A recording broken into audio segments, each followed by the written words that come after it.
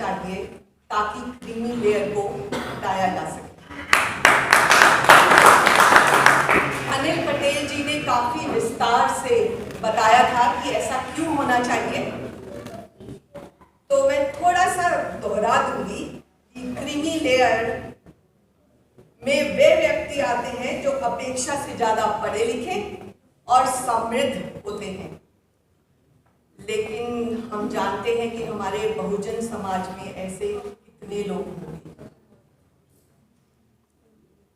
सबसे पहले ये जो क्रीमी लेयर का कॉन्सेप्ट था 1971 में सदानंदन कमीशन लेके आया था कि क्रीमी लेयर को आरक्षण नहीं मिलना चाहिए।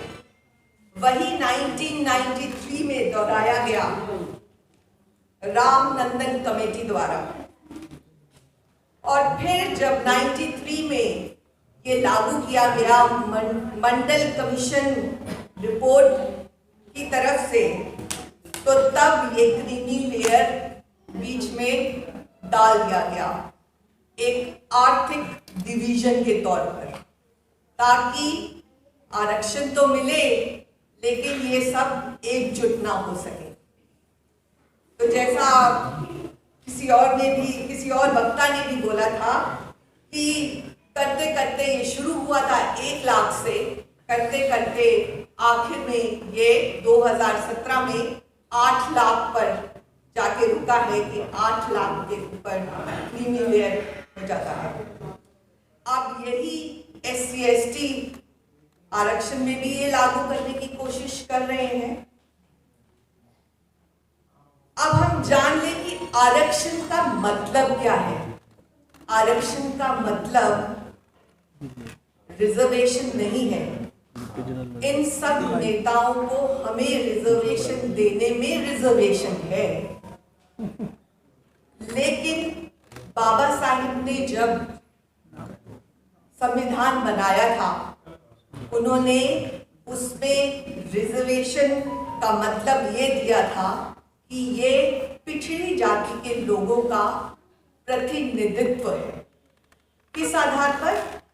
क्योंकि वे पिछड़े हुए हैं, इसलिए नहीं कि वे गरीब हैं, क्योंकि उनको 3000 सालों से दबाया हुआ है। और SC/ST के बारे में तो ये भी कहेंगे कि उनको अनटचेबिलिटी का जहर झेलना पड़ा है। उनके साथ एक मानवीय व्यवहार भी नहीं किया गया है। बहुत सारे संवैधानिक और आमतौर के चीजों से भी वंचित रखा गया है। बेसिक अमेनिटीज, पानी तक से भी वंचित रखा गया है। यहाँ पे आर्थिक स्थिति कहाँ आती है? कहीं नजर नहीं आती है इस प्रतिनिधित्व में। तो ये क्रीमी लेयर कहाँ से उठ के आई? फिर ये तो रही सांसद की बात। मैं बात करती हूँ सभी अपने बहुजन भाइयों बहनों से कि हमें भी खुद समझ में नहीं आया है कि प्रतिनिधित्व क्या है। हमें खुद बहुत बुरा लगता है ये बताते हुए कि हमें रिजर्वेशन मिला हुआ है।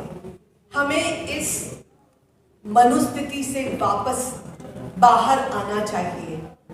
हमें ये समझना चाहिए कि ये हमारा अधिकार है, ये नहीं है कि हमारे को एक भीख दे दी गई है।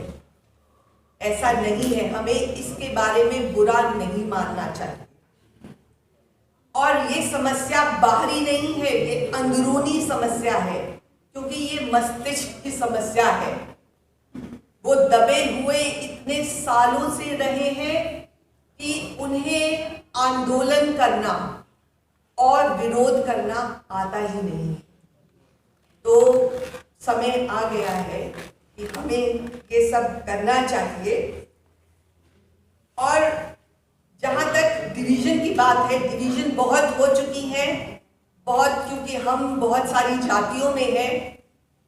हमारे में भी शायद क्रीमी लेयर है, ओबीसी बाकी सबसे अपने आप को ऊंचा समझता है, ये क्रीमी लेयर भी हटाने का वक्त आ गया है।